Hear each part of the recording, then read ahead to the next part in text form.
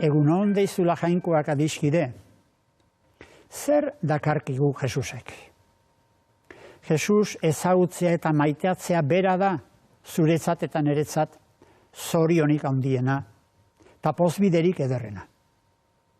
Jesusekin maitasunez elkartzean, Jainkoa bere adiskide egiten bai gaitu. Horretan txedatzain salbamena. Jainkoa gu bere adiskidetzat hartzean. Hor dugu gure izatearen betea. Eta horixe ekarri digu Jesusek. Gizakiak amestu ere ez lezakeen gertakaria izan da Nazareteko Jesusengan. Jainkoak bere izatea, bere aurpegia, agerian jarri dio gizakiari. Adiskidetasuna eskeniz eta Jainko bizitzan partaide izateko atea irekiz. Agerpen hori ez du izarretan seinale izugarriak erakutsiz egin, edo eta trumoi hotz eta tximiz distiratsuren horro artean adirazi. Baizik eta, duela 2000 urte, Nazareten bizi izan zen gizon xume batengan, Jesusengan. Haren egintzetan eta hitzetan. Ez ibili ba Jainkoaren bila galaxia artean, han urrutian, ez duzuan aurkituko. Begira Jesusi. Eta harengan ikusiko duzu Jainkoa. Gure artekoa egin delako. Bai, gizakiaren kideko egiteraino beheratu nahi izan du Jainkoak. Guk ikus genezan. Guk entzun genezaion. Guk guri eskua luzaz ezaigun. Horixe da, Jesus. Jainkoa gurekin. Ta hori, gurekiko maitasun utzez. Ez dugu guk irabazi Jainkoaren maitasuna. Guk bera baino askoz lehenago maite izan bai gaitu berak gu. Adiskide zer sentitzen duzu egia honen aurrean. Ez altzera liluratua gelditzen, txunditua. Halako maitasun neurrigabearen aitzinean. Eta ez alduzu sumatzen halako maitasunari gogo biziz erantzun beharra.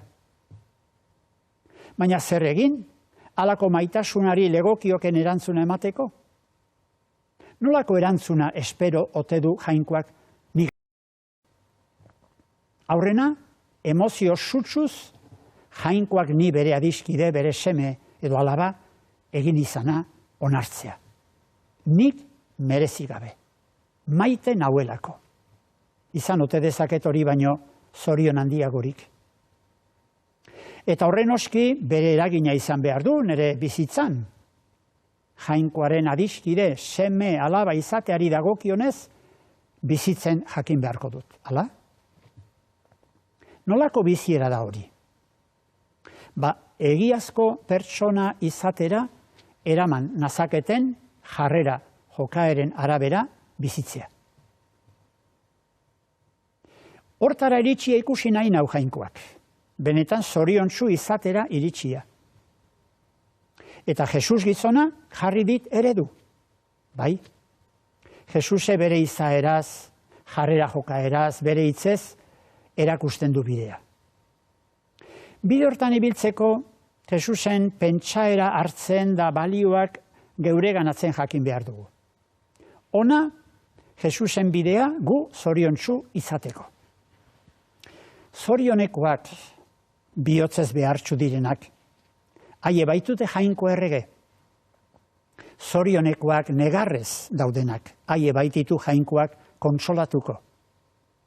Zorionekoak bihotz gozokoak, otzanak, haie baitira jabetuko Jainkoak itzemandako lurraz.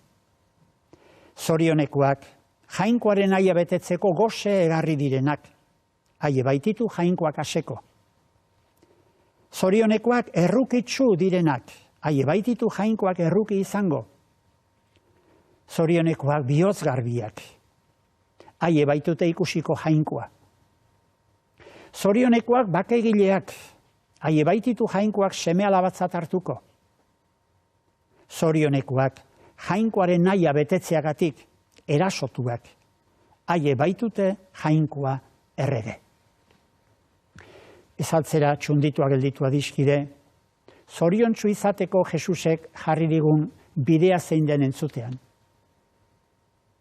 Jesusen irakaspen honi garrantzi berezi ematen dio San Mateo evangelariak. Hitzaldi programatiko hau egiteko mendian jartzen du Jesus, ikasle inguratua.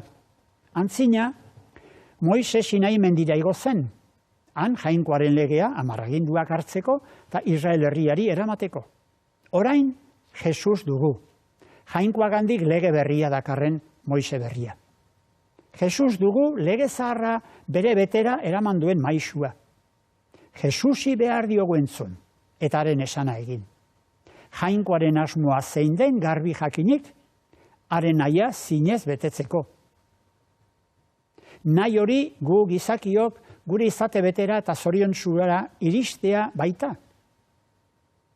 Zorionekoa zein diren adirazi hasi du Jesusek lege berria oihukatzen, behartsuak, negarrez daudenak, bihotz gozoko edo otzan direnak, Jainkoaren nahia betetzeko gosegarri direnak, errukitsuak, bihotz garbiak, maltzurkeriari gabeak, bakegileak, Jainkoaren nahia betetzeagatik erasoak nozitzen dituztenak,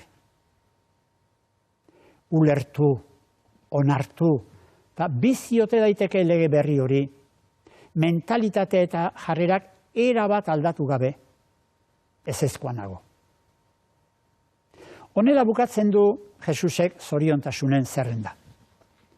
Zorionekoa zuek nigatik madaritekatuko zaituztetenean, erasoka eta gezurrez gaizki esaka erabiliko zaituztetenean.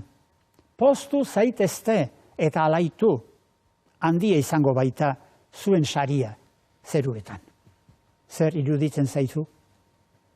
Halako zorion bide hau erakusten duen Jesusek, hau galdetu zien, beinola ikaslei, zuek nor naizela diozue.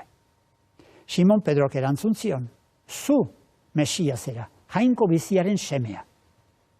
Bihar, ekainaren 29, San Pedro eta San Paulo apostoluen jai handia dugu. Egingo ote genuke guk, Simon Pedrorekin batean, aitorpen nagusi hori. Aitorpen hori benetan egin gabe, ezin gera Jesusen jarraitzaile izan. Eskerrik asko zure harretagatik. Izan igande eta aste ona.